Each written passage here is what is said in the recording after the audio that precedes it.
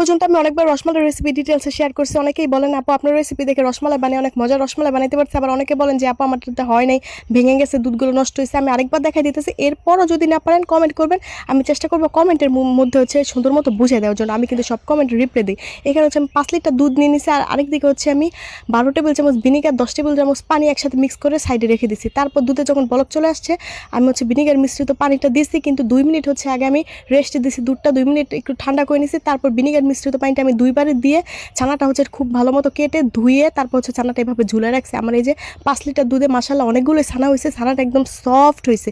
দেখেন হাত দিয়ে যখন ডলা দিচ্ছি ছানাটা কত সুন্দর একদম মিশে যাচ্ছে, এত সুন্দর হয়েছে। তারপর আমি চেপে চেপে খুব সুন্দর মতো ছানাটা মেখে নিচ্ছি, একদম হাত দিয়ে আলতো করে চেপে চেপে ছানাটা কতক্ষণ মেখে নিচ্ছি। তারপরে এখানে আমি হচ্ছে 2 টেবিল চামচ ময়দা আর হচ্ছে হাফ টেবিল চামচ হচ্ছে আমি বেকিং পাউডার একসাথে মিক্স করে ছানাটা আবার বেশ কিছুক্ষণ হচ্ছে মেখে নিচ্ছি। যখন মিষ্টি বানাবেন, যখন দেখবেন যে মিষ্টির গায়ে কোনো ফাটল নাই, তার মানে ছানাটা পারফেক্টভাবে মাখা হয়েছে। তারপর শিরা দিলে মিষ্টি ভাঙবে না। মিষ্টির গায়ে যদি ফাটল থাকে তাহলে তো শিরাতে দেওয়ার পর মিষ্টি ভেঙে যাবে, এটা তো স্বাভাবিক। আমার মিষ্টির গায়ে কোনো ফাটল নাই, দেখতেই পাচ্ছেন।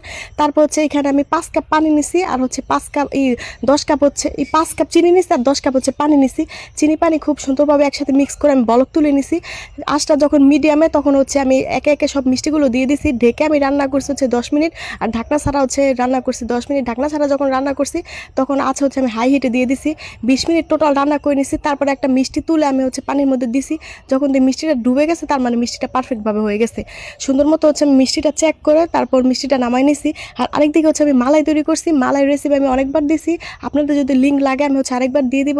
মিষ্টিগুলো আমি হচ্ছে 40 মিনিটের মতো রেস্ট দিছি। তারপর চেপে চেপে মিষ্টিগুলো আমি হচ্ছে মালাইয়ের মধ্যে দিয়ে দিছি। মালাইটা গরম ছিল, এবার তারপরও হচ্ছে আমি মালাইটাতে আরেকবার বলক তুলে নিছি। নর্মালি হচ্ছে মালাইটা একদম ফুটন্ত গরম মালাইতে দিলে আমি মিষ্টি তার বলক তোলা প্রয়োজন মনে করি না। দেখেন মিষ্টিগুলো কত সুন্দর পারফেক্ট হয়েছে। আপনাদের যদি মনে হয় মালাইটা খুব ভালো মতো মিষ্টির মধ্যে ঢোকে নেয়, তাহলে আপনারাও চেষ্টা করবেন আর একটা বলক তুলে নেওয়ার জন্য মালাইয়ের মধ্যে দিয়ে, তাহলে হচ্ছে খুব সুন্দরভাবে হচ্ছে মালাইটা মিষ্টির মধ্যে ঢুকে যাবে।